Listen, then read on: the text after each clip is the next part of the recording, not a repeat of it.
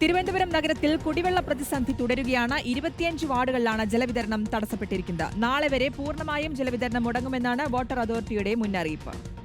അമ്പലമുക്കിൽ അറ്റകുറ്റപ്പണികൾ പുരോഗമിക്കുകയാണ്.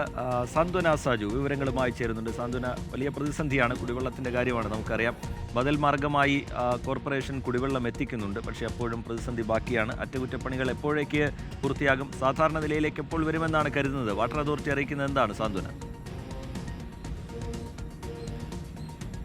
ശ്രുതി, റീജിസ്, നമ്മളിപ്പോൾ നിൽക്കുന്നത് ഈ അമ്പലമുക്കിൽ പൈപ്പ് പൊട്ടിയ ആ ഭാഗത്താണ്. നമ്മളിപ്പോൾ നിൽക്കുന്ന ഈ സ്ഥലം അമ്പലമുക്ക് ജംഗ്ഷനാണ്. നമ്മൾ നിൽക്കുന്ന ഇത് പ്രധാന റോഡാണ്. തിരുവനന്തപുരം കവടിയാർ ഭാഗത്ത് നിന്ന് പേരൂർക്കട ഭാഗത്തേക്ക് പോകുന്ന പ്രധാന റോഡിലാണ് നമ്മൾ നിൽക്കുന്നത്.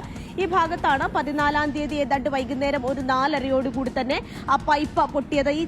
നമ്മൾ ഈ ദൃശ്യങ്ങളിൽ കാണുന്നത് ഈ ശുദ്ധജലം, കുടിവെള്ളം കൊണ്ടുപോകുന്ന 900 mm പൈപ്പാണ്. ആ പൈപ്പിലാണ് പൊട്ടുകയും ചോർച്ച കണ്ടെത്തുകയും ചെയ്തത്. അന്ന് വൈകുന്നേരം മുതൽക്ക് തന്നെ പണി ആരംഭിച്ചിട്ടുണ്ട്. 4 ദിവസം വെള്ളം ഭാഗികമായി, അതായത് നാളെ വരെ വെള്ളം പൂർണ്ണമായും മുടങ്ങും. 23-ാം തീയതി വരെ ഭാഗികമായും ജലവിതരണം മുടങ്ങും എന്നുള്ള കാര്യം തന്നെയാണ് വാട്ടർ അതോറിറ്റി ഇതുമായി ബന്ധപ്പെട്ട് അറിയിച്ചിരിക്കുന്നത്. നിലവിൽ 25 വാർഡുകളിൽ ആണ്, കോർപ്പറേഷനിലെ തന്നെ 25 വാർഡുകളിൽ പൂർണ്ണമായും തന്നെ ജലവിതരണം മുടങ്ങും എന്നുള്ള കാര്യം തന്നെയാണ് വാട്ടർ അതോറിറ്റി അറിയിച്ചിരിക്കുന്നത്. എന്തായാലും പണി പുരോഗമിക്കുകയാണ്. അത് എപ്പോൾ പണി തീരുമെന്നുള്ള കാര്യത്തിൽ ഒരു വ്യക്തത നിലവിൽ വന്നിട്ടില്ല എന്നുള്ളതാണ്. കാരണം നമുക്കറിയാം, അത്രയും വലിയ പൈപ്പാണ്. അത് ഇതുപോലൊരു പ്രധാനപ്പെട്ട നഗരത്തിന്റെ തന്നെ പ്രധാനപ്പെട്ട ഒരു സ്ഥലത്ത് പ്രധാനപ്പെട്ട ഒരു റോഡിൽ പൈപ്പ് പൊട്ടുമ്പോൾ ഉള്ള ബുദ്ധിമുട്ട് നമുക്കറിയാം. കുറച്ചുകൂടി കഴിയുമ്പോൾ വലിയ രീതിയിലുള്ള ഗതാഗത തടസ്സം ഇവിടെ നേരിടാറുണ്ട്. അന്ന് പൈപ്പ് പൊട്ടിയ ദിവസവും അത്തരത്തിൽ തന്നെയായിരുന്നു. എന്തായാലും കോർപ്പറേഷൻ ഇതുമായി ബന്ധപ്പെട്ട ബദൽ സംവിധാനങ്ങളൊക്കെ തന്നെയും ഒരുക്കിയിട്ടുണ്ട്. വെള്ളം വേണ്ടവർക്ക് കോർപ്പറേഷനുമായി ബന്ധപ്പെട്ട് വിളിച്ചറിയിക്കുകയാണെങ്കിൽ